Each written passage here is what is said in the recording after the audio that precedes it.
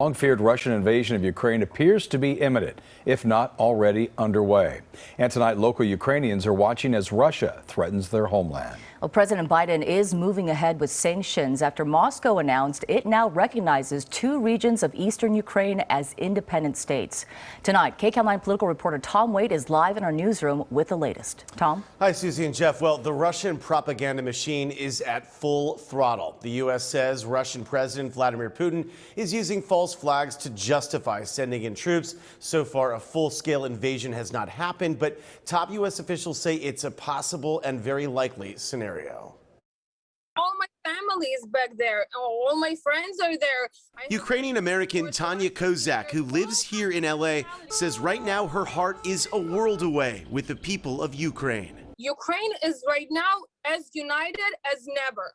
Ukraine, everybody is trying to learn how to fight.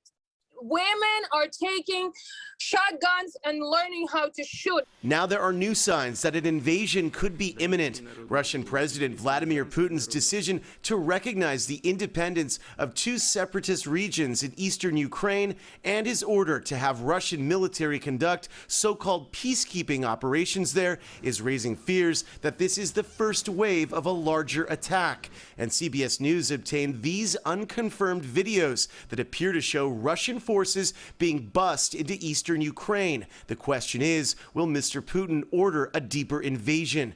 Late Monday night, the United Nations Security Council blasted Russia's incursion into Ukrainian territory. This move by President Putin is clearly the basis for Russia's attempt to create a pretext for a further invasion of Ukraine. In a late-night address, Putin delivered a lengthy rejection of Ukraine's sovereignty, slammed NATO's refusal to ban the country from ever joining, and called out the U.S. for having missile capabilities near Russia.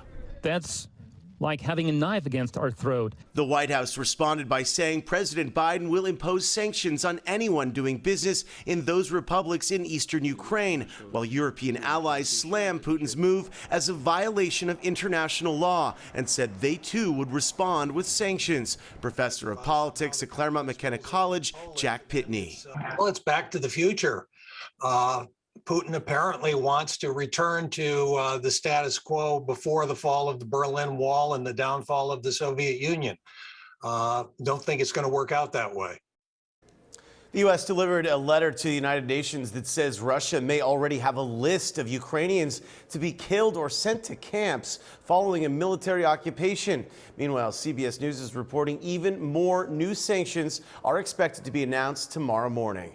Live in the newsroom, I'm Tom Waite. Susie, back to you. All right, Tom, thank you so much. And now to